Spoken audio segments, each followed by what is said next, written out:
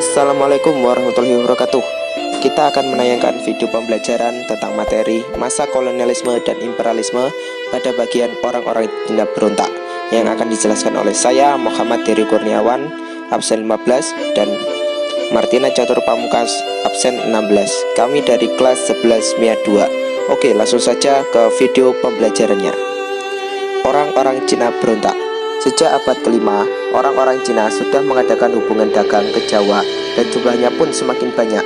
Pada masa perkembangan kerajaan-kerajaan Hindu-Buddha dan Islam, banyak pedagang Cina yang tinggal di daerah pesisir yang menikah dengan penduduk Jawa, khususnya ke Batavia. Begitu juga pada masa pemerintahan VOC di Batavia, banyak orang Cina yang datang ke Jawa. VOC memang sengaja mendatangkan orang-orang Cina dari Tiongkok dalam rangka mendukung kemajuan perekonomian dan keamanan kota Batavia dan sekitarnya. Ternyata kota Batavia juga menjadi daya tarik bagi orang-orang Cina miskin untuk mengadu nasib di kota ini. Orang-orang Cina yang datang ke Jawa tidak semua yang memiliki modal. Banyak di antara mereka termasuk golongan miskin. Mereka kemudian menjadi pengemis, bahkan ada yang menjadi pencuri. Sudah barang tentu, hal ini sangat mengganggu kenyamanan dan keamanan kota Batavia. Akibatnya, VOC mengeluarkan kebijakan untuk membatasi imigrasi orang-orang Cina. Untuk membatasi kedatangan orang-orang Cina ke Batavia, VOC mengeluarkan ketentuan bahwa setiap orang Cina yang tinggal di Batavia harus memiliki surat izin bermukim yang disebut permission briefcase, atau masyarakat sering menyebutnya dengan surat pas. Apabila tidak memiliki surat izin, maka akan ditangkap dan dibuang ke Ceylon atau Sri Lanka untuk dikerjakan di kebun-kebun pala milik VOC atau akan dikembalikan ke Cina.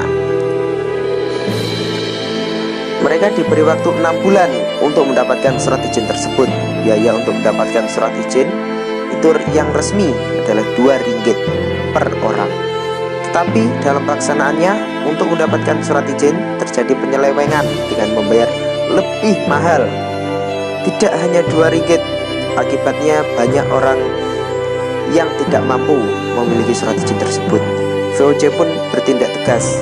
Orang-orang Cina yang tidak memiliki surat izin yang bermukim ditangkap, tetapi mereka banyak yang dapat melarikan diri keluar kota. Mereka kemudian membentuk gerombolan yang mengacaukan keberadaan VOC di Batavia. Pada tahun 1740 terjadi kebakaran di Batavia. VOC menafsirkan peristiwa ini sebagai gerakan orang-orang Cina yang akan melakukan pemberontakan.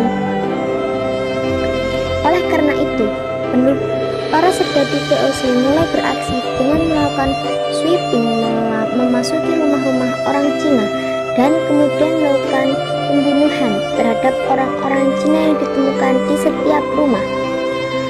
Orang-orang Cina yang berhasil meloloskan diri kemudian melakukan perlawanan di berbagai daerah, misalnya di Jawa Tengah. Salah satu tokoh yang terkenal adalah Oe Panto, atau kemudian dikenal sebutan Kiai Panjang, kemudian di Jawa menjadi Ki Sapanjang.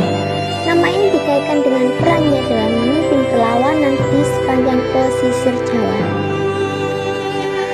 Perlawanan orang-orang Cina terhadap VOC kemudian menimbulkan kekacauan yang meluas di berbagai tempat, terutama di daerah pesisir Jawa.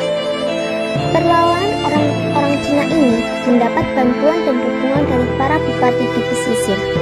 Atas desakan para pangeran, Raja Bangkubwono II juga ikut mendukung pemberontakan orang-orang Cina tersebut. Pada tahun 1741, benteng VOC di Kartasura dapat diserang sehingga jatuh banyak korban. VOC segera meningkatkan kekuatan tentara dan persenjataan, sehingga pemberontakan orang-orang Cina satu demi satu dapat dipadamkan. Pada kondisi yang demikian ini, Bangkubwono II mulai bimbang dan akhirnya melakukan perundingan damai dengan VOC. Sikap Bangkubwono II yang demikian ini telah menambah panjang barisan orang-orang yang kecewa dan sakit hati di lingkungan keraton. Kondisi ini pula yang telah mendorong VOC kemudian melakukan